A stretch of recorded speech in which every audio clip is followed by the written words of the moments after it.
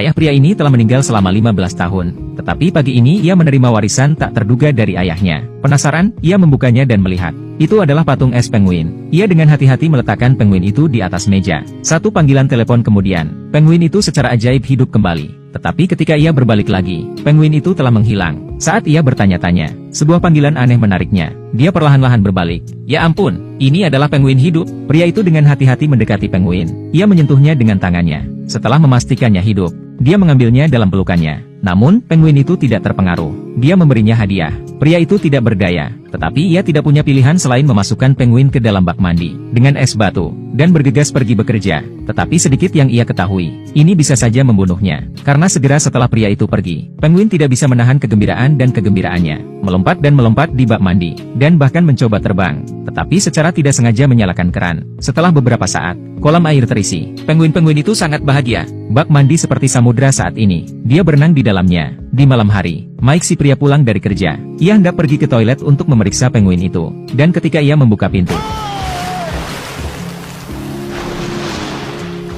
berkat tangan Mike yang cepat, dia tidak tersapu oleh air. Tetapi hal itu hampir membunuhnya. Tetapi kemudian penguin itu memberinya hadiah lain. Mike tidak tahan lagi. Ia memutuskan untuk mengusir penguin itu. Ketika ia menghubungi banyak organisasi, dan tidak ada satupun dari mereka yang bisa mengambil penguin itu. Tidak ada yang bisa ia lakukan. Mike tidak punya pilihan selain melawan penguin sampai akhir yang pahit. Dan begitulah adanya. Mike dan penguin saling menatap satu sama lain. Malam telah berakhir. Keesokan paginya,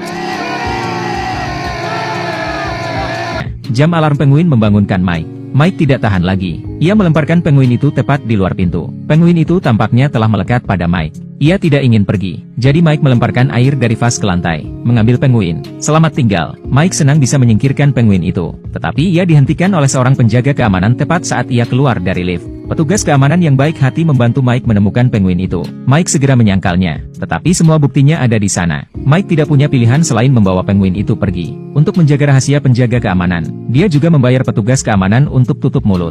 Itu adalah sebuah kerugian. Penguin itu tidak dikirim pergi dan dia kehilangan uang. Tetapi kemudian ada kejutan. Seekor penguin mematahkan hati Mike. Kemudian 5 lagi datang. Penguin baru tidak malu-malu. Beberapa datang mencari makanan mereka sendiri. Beberapa pergi untuk berendam di toilet terlebih dahulu. Kelompok penguin ini sangat pandai memecah rumah. Berhadapan dengan penguin-penguin ini, Mike mengalami kesulitan. Dan saat itulah, mantan istri Mike sedang berkunjung bersama anak-anaknya. Yang mengejutkan, anak-anak sangat menyukai penguin. Hal ini membuat anak-anak dan Mike semakin dekat. Sementara Mike menikmati momen kebahagiaan yang langka. Bel pintu berbunyi lagi. Kali ini adalah petugas pengawas hewan. Dia mengatakan kepada Mike bahwa dia bisa membawa penguin-penguin itu pergi. Tapi itu adalah kesempatan langka ketika Mike begitu bahagia dengan keluarganya. Ia tidak tega merusaknya. Jadi, ia meminta staf untuk kembali di lain hari. Putranya mendengar percakapan mereka. Ia membuat ayahnya bersumpah bahwa ia tidak akan pernah memberikan penguin-penguin itu. Mike harus setuju. Meskipun Mike tidak menyukai ruangan penguin. Tetapi kabar baiknya adalah, anak-anak secara sukarela datang kembali besok.